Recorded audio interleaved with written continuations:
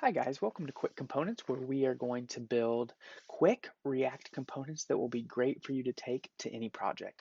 So today we are going to work on a stepper component or step up.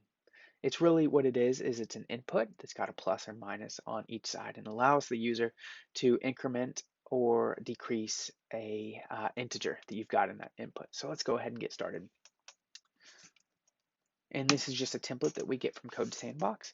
And so far we have nothing in here. So we need to create our input and it needs to take a value. And so we don't have a value yet.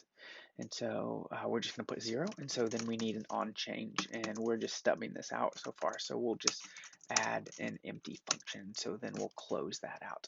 And so then we also need to put our plus and our minus. And so we'll just use spans, little inline elements. And so we've got those. And so then we're going to do a minus and a plus. And for simplicity, I already have the styles written out here.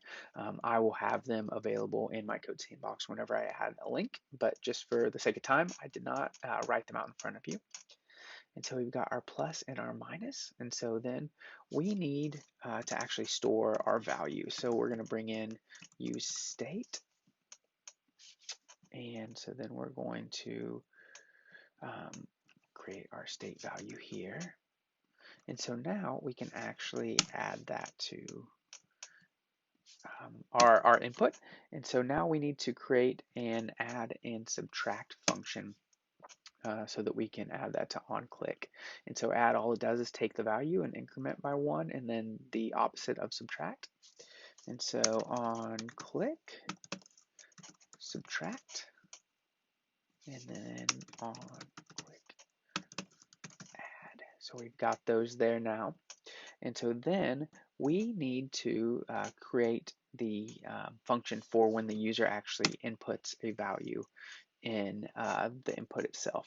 And so let's create const on change. So we've got that now.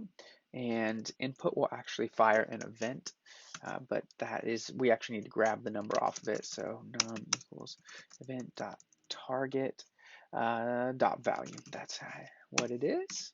And so we need to check if the user had just cleared out the input. And so if it's an empty string, let's just set value to 0, right? And so now we are going to wrap this in parse int. And so that will return not a number if it's not actually a number. And so if parse number, well, let's wrap this is number parse number. And so if that is true, we're just going to return, right? We don't actually want to set anything. But if it is a value, or if it is a valid number, we want to set it, right? And so we've got our onChange set up here.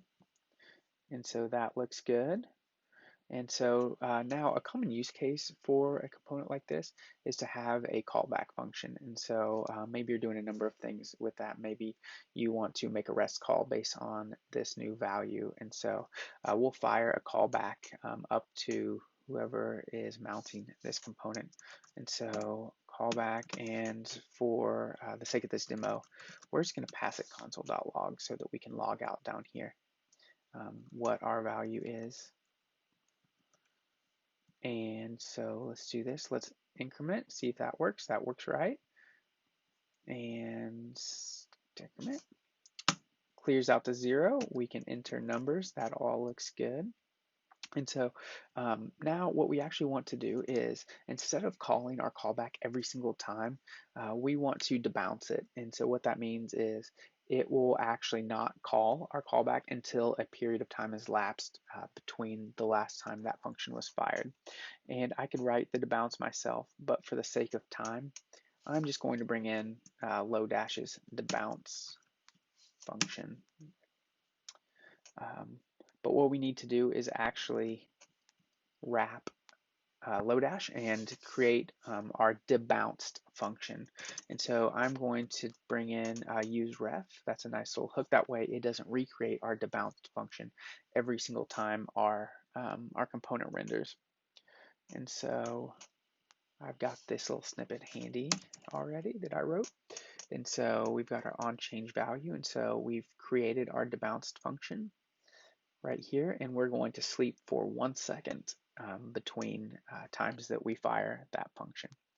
And so now we're going to bring in useEffect. And so useEffect will call every time something in this array changes. So every time value changes is what we're really looking for.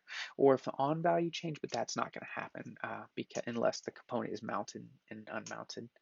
And so I don't think I brought in useEffect yet. So let's do that. And so that made it happy again. And so let's let CodeSandbox rebuild. And so we did. And so we did our plus, and there it is. After a second, it fired the new value there. So that's good.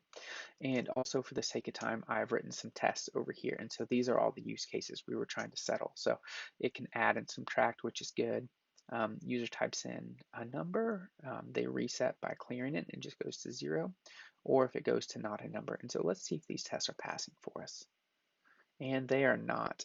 Unable to find a label. Okay, so I did not bring in my area label, which is nice for accessibility. So I'm going to add that to my input. There we go. And they're all green. There you go. Hey guys, thank you for watching. This was our first quick component written in React, and look forward to the next one. Thank you guys.